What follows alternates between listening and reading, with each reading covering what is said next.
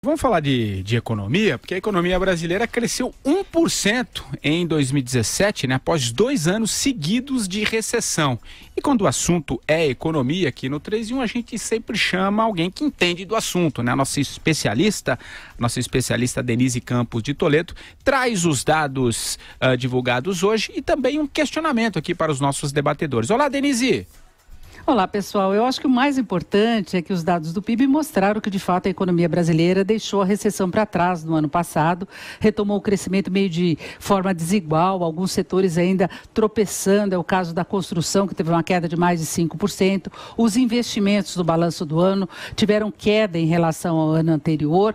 Agora, comparando o fechamento do ano, o último trimestre, com o mesmo período do ano anterior, o que se percebe é que houve uma aceleração do crescimento. Nós tivemos uma expansão mais forte do consumo, uma recuperação mais firme da indústria, expansão da corrente de comércio, tanto com exportações como importações maiores. Tivemos também retomada da formação bruta de capital fixo, aí sim, são os investimentos apresentando uma performance melhor no fechamento do ano. Enfim, a economia engatando um processo mais favorável, que pode confirmar as previsões agora para 2018, que são de uma expansão de 2,8% a 3%. E aí o que se espera é que haja uma melhora também da percepção da sociedade com relação a essa retomada, com melhoria de alguns indicadores, como é o caso do mercado de trabalho. Aí eu pergunto a vocês se vocês acham que essa melhoria da percepção poderá ter influência no quadro eleitoral e que candidatos poderiam ser mais beneficiados por essa sensação que a sociedade deve ter de que, de fato, a economia está num processo de retomada mesmo. Adriana, começo com você. O que você acha desse questionamento aí da Denise? Acho que quem que pode capitalizar isso melhor? Eu tenho falado sobre isso, né? Apostado que a recuperação da economia, que é real, né? A gente precisa celebrar, antes de tudo, o fim da recessão, né? O começo da recuperação com indicativos, por exemplo, pelo segundo trimestre seguido, de crescimento da produção industrial. É um ótimo sinal. Agora, o que é importante para a conta política, e eu não vejo os adversários do petismo fazendo isso, é lembrar que essa crise, nós estamos em 2018, esses números são relativos a 2017. Essa crise nos roubou 6 anos em termos econômicos, nos atrasou para 2011. Em termos econômicos, o Brasil voltou a 2011. De quem é essa responsabilidade? Onde é que está a política? Onde estão os políticos apontando os verdadeiros responsáveis por essa barbárie? Os verdadeiros responsáveis são Lula e Dilma. E o Lula, no entanto, está aí dando entrevista no jornal pontificando sobre a vida pública. Além do fato de ser condenado em segunda instância. Então nós temos que celebrar a recuperação. E se ela existe, eu já falei aqui, a minha avaliação, e aí é uma avaliação política, longe de mim ser especialista em economia. Eu acho que nós vamos chegar ao segundo trimestre desse ano, ou seja, já se aproximando do período eleitoral, certamente nos períodos de convenção, definição de candidatos, com o brasileiro finalmente sentindo no bolso real a percepção da melhoria da economia. E aí quem se beneficia certamente são os candidatos identificados com o governo. Ou o candidato do próprio governo, se houver alguém sair do governo, se não o próprio Michel Temer, no que eu já disse, não acredito. Ou, por exemplo, aquele que incorporar a ideia de centro, por exemplo, o Geraldo Alckmin. Esses serão os beneficiados. Prejudicados por isso, porque a melhoria da situação econômica e da percepção de que melhora acaba com o mau humor do cidadão. Então prejudica aqueles eleitores mal-humorados que se associam a candidatos que são contrários à política econômica e ao ambiente político do governo Temer e dos seus associados. É isso. Não é bom, Patrick Santos. Certamente não é bom para o PT, para o Lula e não é bom também para o Bolsonaro. E para você, Madu, você acha que é o fim da recessão já com esses números divulgados hoje, Madu?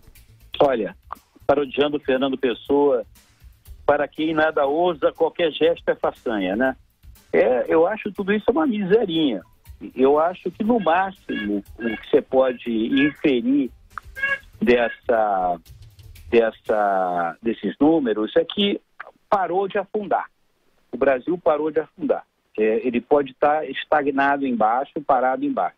para haver realmente uma recuperação efetiva da economia, você tem que ter uma retomada dos investimentos de capital fixo, né? Investimentos em máquinas, equipamentos, infraestrutura. Para isso, você precisa que tenha um mínimo de confiança dos empreendedores, dos investidores. Eu não consigo ver isso no mercado. A incerteza é imensa. Então, a meu ver, esses sintomas todos de retomada, eles são falsos, é um pouco de auto-engano. Todos nós queremos realmente que o Brasil comece uma retomada, que ele melhore os seus números, né? Principalmente com relação ao emprego. Mas é o que eu digo, enquanto a gente não atacar os problemas estruturais da economia brasileira, que começa, né, as contas públicas, um enorme déficit público, cujo um dos maiores fatores causadores é justamente o déficit da Previdência, cara, é bobagem ficar falando estamos melhorando, estamos começando a sair. É auto-engano, entendeu? É falso você achar. É voo de galinha. Eu jamais votaria no PSOL, nunca votei PT, essas coisas todas, eu me considero um liberal, né? Sou digamos assim, o que se chama hoje de um eleitor de direita, mas eu me recuso a cair nesse auto-engano. Eu prefiro ser realista e propor a agenda que tem que ser seguida. Olha, nós temos, para o Brasil começar a melhorar, a gente vai ter que tomar muita emulsão de Scott, muito óleo de rícino, muito remédio amargo, né? Tem que fazer muitas mudanças para a gente possa dizer, agora estamos trilhando um caminho que o Brasil daqui a 10, 12, 15 anos vai estar um país melhor. Vera, são duas coisas. A gente acabou de ouvir o Madu, né? Ele não acredita muito nessa recuperação. Queria saber o que você acha disso e, claro, quem que vai capitalizar, caso você ache que isso de fato está acontecendo, esse cenário melhor na economia. Concordo com o Madureira que esse crescimento que a gente assiste, que vai ser bem maior neste ano do que foi no ano passado, a Denise falou aí numa estimativa de crescimento de 2,8 a 3, mas eu já ouvi estimativas nos seminários e palestras dos quais eu participo, inclusive da MB Associados, do professor José Roberto Mendonça de Barros, que fala em 3,5%. Ainda assim, eu concordo com ele que esse crescimento não tem uma conotação de um crescimento estruturado e estruturante e de longo prazo, porque falta para isso que se ajustem as contas públicas, Patrick. Sem isso, sempre você tem um risco de retrocesso, sempre você tem um risco de ficar sujeito à maré internacional, dela ser favorável ou não, ou de o consumo puxar o crescimento da economia ou não, ou uma super safra no setor agrícola puxar o crescimento da economia ou não. Você sempre fica dependendo de fatores conjunturais e extemporâneos, esporádicos, e não estruturantes, sustentáveis e de longo prazo. Então, eu concordo com essa premissa dele e acho que qualquer candidato minimamente sério e comprometido com o crescimento do país, com o desenvolvimento do país, com a inclusão do Brasil num seleto grupo aí de países que olham para o futuro e não ficam se rastejando no passado, para isso é necessário uma agenda de longo prazo que mire reformas com a da Previdência.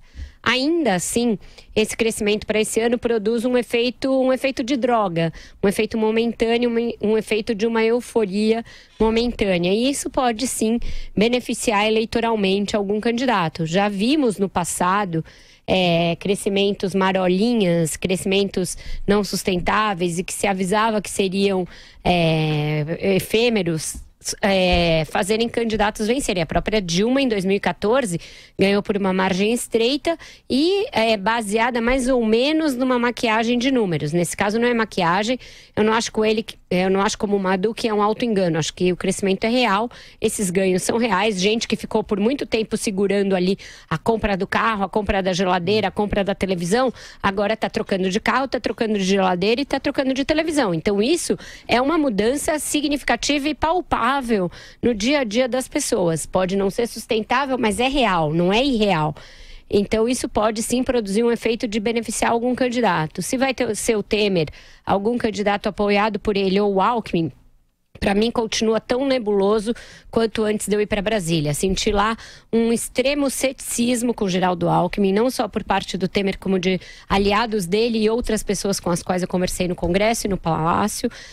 Um ceticismo quanto à possibilidade dele empolgar as pessoas, dele ganhar corações e mentes para essa agenda, para essa união nacional, para ser este candidato que vai levar o Brasil a esse novo patamar. Ainda não está dado que as pessoas enxergam no Alckmin este candidato. E nem o Fernando Henrique enxerga. Já tinha tido essa impressão quando nós o entrevistamos aqui pela Jovem Pan. Tive essa mesmíssima impressão no palco com ele nesta semana no evento do Estadão. Então, por mais que a lógica e o histórico de eleições nos levem a crer que o PSDB é este partido e que o Geraldo Alckmin, portanto, é este depositário da confiança nacional, isso não vem por osmose. E isso não se repete, a história não se repete sempre, indubitavelmente. Tem fatos novos, as coisas mudam, as circunstâncias mudam e eu ainda não enxergo as condições dadas para o Alckmin ser esse catalisador. Você chamou, Andreasa? Eu queria voltar à questão, porque a pergunta da Denise tinha uma conotação político-eleitoral, né? E é importante fazer essa distinção. Eu concordo com o Marcelo Madureira que, uma vez que não haja as reformas estruturais, né, necessárias, e não há mesmo, não se combate, não se enfrenta o verdadeiro problema, aquele que daria fôlego para um crescimento sustentável de médio e longo prazo, nós estamos, no entanto, falando de um ano eleitoral para o qual bastará um voo de galinha. E se trata de um voo de galinha econômico, né? O crescimento, a recuperação da economia, isso tudo de que a Vera falou é real, mas é para um voo curto. Do ponto de vista eleitoral, pensando exclusivamente nas urnas, é o que basta. E é essa análise que eu faço. Não acredito que sem as reformas o Brasil consiga sustentar esse crescimento. Não conseguirá. Os analistas falam isso. Mas para efeito eleitoral, pode bastar. O Diogo de Oliveira, ele tuitou, né? Ele disse que a recessão acabou e garantiu um crescimento de 3% em 2018. E claro, pelo que a gente está falando aqui, né, Vera, sem a reforma, principalmente a reforma da Previdência, que a gente falou muito aí, vem falando muito nas últimas semanas, não há motivo para tanto otimismo, né? Não, mas pelo jeito, então, o ministro do Planejamento está topando abrir o cofre. Então a gente pode ver mais benefícios eleitorais a partir disso. Vamos ver quanto eles vão abrir do cofre. Acho que a gente podia até abordar um pouquinho essa questão que você trouxe, né, desses bastidores lá de Brasília e ver com o Madu e com o próprio Andreasa, essa questão envolvendo o Alckmin. O Madu, a Vera acabou de dizer que, pelo que ela sentiu lá, não está empolgando, né? Enfim, você acha que isso também muda esse cenário todo? O que deve acontecer a partir disso, já que ele não tem empolgado tanto e muita gente acredita que seja o candidato de centro, né? O Andreasa usa até a expressão que vai ficar no resta um, vai sobrar o Alckmin. Enfim, acho que a gente podia passar rapidamente por esse assunto. Vai lá. Claro. Olha, a percepção, a Vera, é muito importante isso. A percepção dos políticos, aqueles que têm base eleitoral, que frequentam nessas bases eleitorais, principalmente os deputados e senadores, isso aí é importante. Aqueles políticos que fazem o tráfego, eu falei tráfego, hein, não tráfico. Ou aqueles que fazem o tráfico lá em Brasília, e eu aí, a Vera conhece isso muito mais que eu, mas existe aquele isolamento do Planalto Central. O meu sentimento, né, é que a eleição, o eleitorado, ele só vai realmente se ater à questão, afinal, quem vai ser o meu candidato, em quem que eu vou votar, quando efetivamente começar a campanha eleitoral. Nós aqui, aqueles que nos acompanham, nós temos um interesse específico, discutimos isso aqui todo dia, acompanhamos, nos interessamos, gostamos disso. Mas o eleitorado, como um todo, ele primeiro está correndo atrás do pão de cada dia, enfim, um montão de coisas na frente, nas prioridades. Eu acho que hoje qualquer sentimento, as próprias pesquisas que você faz, elas não traduzem, na minha opinião, ainda a realidade eleitoral. Né? Não traduz. Agora, realmente, os deputados, senadores que vão lá, averiguam, estão tirando a temperatura, né, dos seus cabos eleitorais, dos seus currais eleitorais, enfim, Eles podem achar isso ou aquilo, mas aquelas pessoas também não estão muito interessadas. Eu acredito, de todos os candidatos aí que se colocam, realmente o Geraldo Alckmin não é uma questão de resta um. Eu não esqueço em um ano de programa, né? Ano passado, ele nos concedeu aquela entrevista exclusiva lá do 3 em 1. E, sinceramente, falando francamente, eu gostei muito do diagnóstico que ele fez do Brasil e do que é a proposta que ele tem do Brasil. Então, assim, ele pode não ser na forma o candidato ideal, mas ele pode ser no conteúdo, no momento, né? Até pelo menos para mim, é o melhor candidato. Agora, isso não interessa nada nem ninguém se ele não chegar lá no povão. Como é que vai? Foi a pergunta, como é que o senhor vai chegar com esse discurso pro povão? Essa é a minha dúvida. André Azar, vai lá, você. Patrick Santos, quando o Geraldo Alckmin empolgou? Né? Eu acho incrível que em 2018, em relação ao governador de São Paulo, isso seja uma questão. Ele jamais empolgou e, no entanto, é governador de São Paulo, o maior estado da federação, pela terceira vez eleito e reeleito, graças à sua estratégia. Eu estou falando aqui de política, hein? Daquele que joga parado. Graças à sua estratégia, o Dória é prefeito de São Paulo hoje. Provavelmente candidato a governador. São fatos da vida política. Ele é candidato lançado, ele é o presidente do PSDB, né? Partido, e a gente tem que falar de história. A história existe como recurso, como memória eleitoral. O PSDB disputa o segundo turno presidencial no Brasil desde 2002. Esteve em todas as disputas. Não esteve antes, em 94 e 98, porque ganhou no primeiro turno. Existe memória eleitoral, existe força, capilaridade do partido, a gente não pode menosprezar isso. O PSDB em 2016, e a eleição municipal de 2016 é fundamental para se compreender 2018, o PSDB fez, se eu não me engano, 800 prefeitos, um número expressivo, só perde para o PMDB, e tem mais de 5 mil vereadores no país. 5 mil vereadores, em total de votos absolutos, teve mais voto para vereador do que o PMDB. Então, nessas horas, a gente precisa pensar como se estrutura uma disputa eleitoral nacional.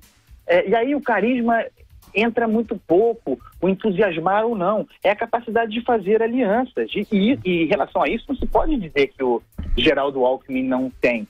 Ele está trabalhando nesse sentido. Pensando apenas do ponto de vista histórico, que vocês sabem, é com pessimismo que eu digo isso. Mas eu sou conservador. Dificilmente, na minha avaliação, projetando, eu tenho falado sobre isso, escrito sobre isso, eu acho que difícil, em primeiro lugar, se o candidato da esquerda não esteja no segundo turno. Acho que tem um lugar para o candidato da esquerda, e, portanto, para o candidato do partido hegemônico, que é o PT, seja ele quem for. Eu já disse aqui que mesmo que o Lula não possa disputar a eleição, o Lula é o candidato. O Lula é o candidato que será representado por quem quer que seja e provavelmente, na minha análise, claro, nós teremos a reprodução novamente no segundo turno PT e PSDB. Vamos ver.